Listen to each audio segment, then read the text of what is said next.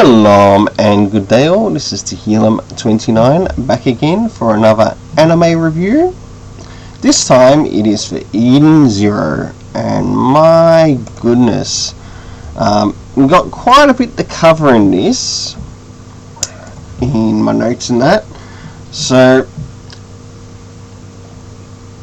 this story by Hiro Mashima, I must admit, it really has surprised me. And I know I've only watched the anime in relation to Eden Zero, and I do have the manga itself pretty much in the background waiting to be read. So, starting to jump into the Eden Zero, the second part, Shiki's adventures continues, covering episodes 13 to 25, and I'm really surprised that it ended up going to 25, but I'll cover that once I move into the Afterthoughts in relation to this. So I'll give you a small synopsis of each episode, just in my own words. Starting off with episode 13, Shiki and the crew of Eden Zero finally find Hermit, who they were looking for, only to find out that they are stuck in a type of digital coma, to which they must go inside of her body digitally to awaken Hermit up. With episode 14, whilst in Digitalis, so this is where she is in the digital world, the members of the Eden Zero encounter a mass murderer who has used cheat codes in the game. As Shiki tries to counter his efforts, there is a lot of destruction, and the search for Hermit continues in this digital world. Episode 15, with some of the members of Eden Zero still in Digitalis, Homura uncovers a spy. As she goes out of her way to help Shiki with an encounter of the mass murderer who is working for Drac and Joe, Hermit shows her abilities in Digitalis. The Eden Zero, moving into episode 16, the Eden Zero gets hacked by someone by the name of Spider, who was Jamalov, the mass murderer, in Digitalis. As members of the crew try to race to Hermit to help her save the ship from damage and being hacked, we delve into Hermit's past. Episode 17 takes us to the search now continues on the Eden Zero as they try to find out where Valkyrie is in the universe. Whilst this is happening, Spider along with Maria Slime both make their acquaintances with Drac and Joe, who believes everyone revolves around anything that can make money for him. In the last part of the trip, the Eden Zero members travel to Mildian, to where they meet Xiao Mei. Upon arriving on Mildian, Xiao Mei takes the crew members who have arrived on the planet into a coliseum for some battles against the competitors she has prepared for them. She also throws a handicap on herself, to which she can't use her powers to influence the outcome of the matches that she has prepared. As we jump into episode 19, after leaving the planet Mildian, the crew of the Eden Zero get the location as to where to find Valkyrie on planet Sunjul, and that the picture that you see that's being used for this review is actually connected to the Sunjul planet arc. So on the planet Sunjul, where they make their way to meet an estranged man who calls himself Captain Connor, who manages to get them to the Sunjul in one day, as they get to see the planet in all its glory.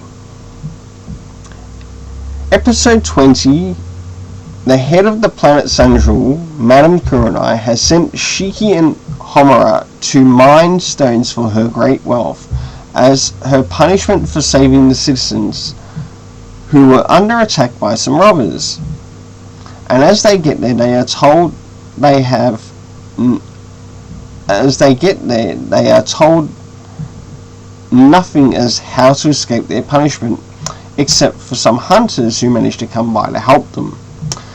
Moving into episode 21, the search continues on the planet Sanjul as they look for Valkyrie. Shiki goes to help Homura as Rebecca makes a silent friend in the rich district to help find her friends who were taken by Madame Kurenai's guards to the mining district. Episode 22, we enter a flashback around Homura and Valkyrie on the planet Oedo, to which we learn more about their relationship after Homura was given a cube from someone who Valkyrie knew on the planet Sanjul.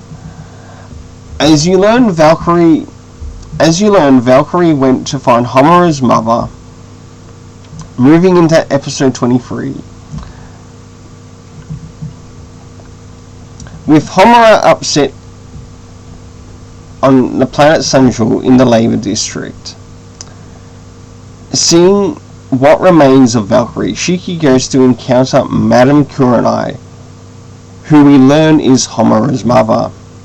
Episode 24, after Weiss catches up with Rebecca in the Labor District, Shiki still fights Kurenai about Homura's feelings in what she did to Valkyrie, and Rebecca finally unlocks how she wants to use her ether gear.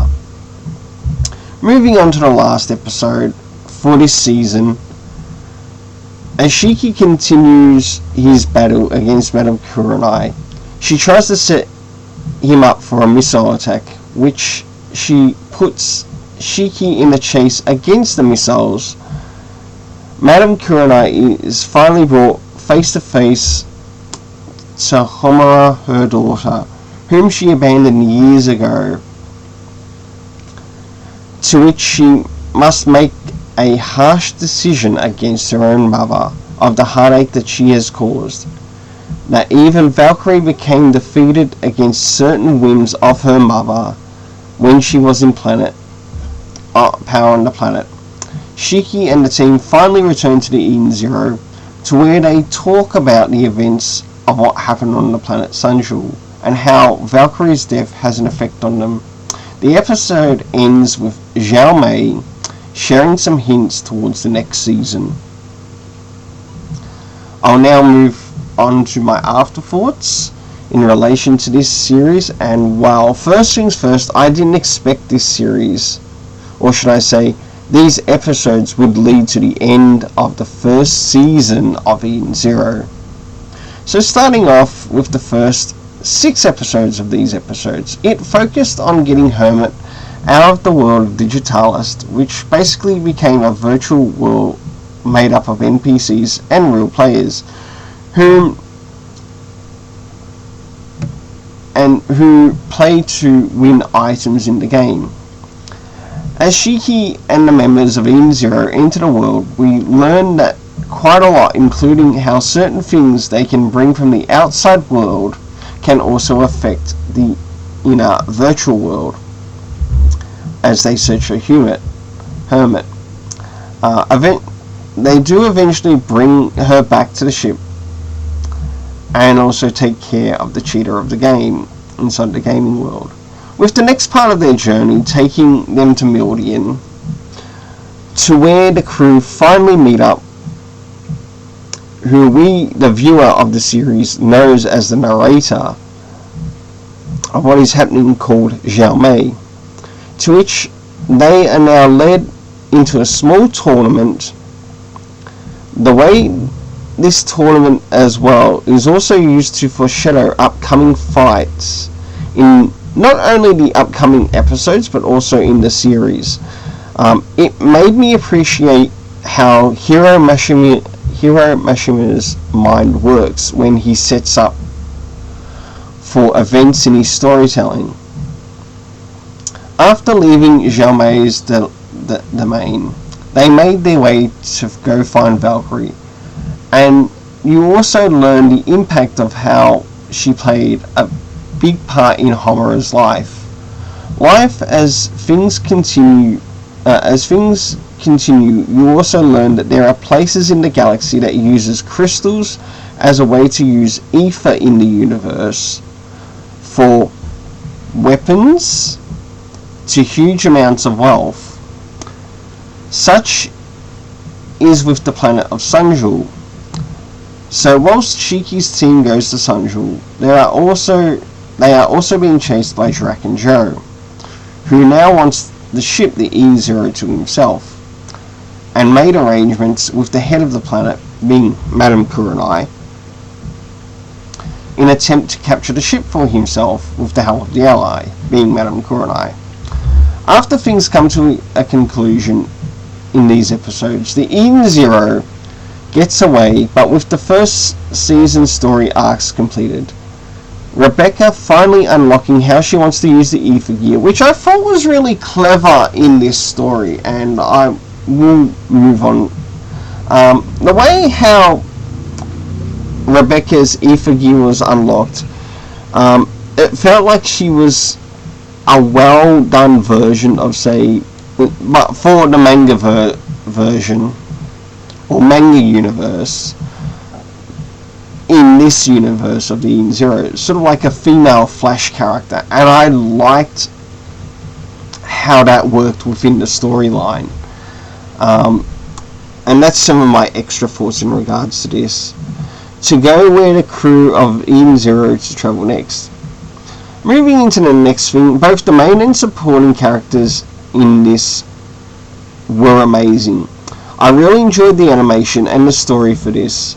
My only short disappointment in this is that I was expecting it to go a little longer, but overall I look forward to the next season and what it has to offer.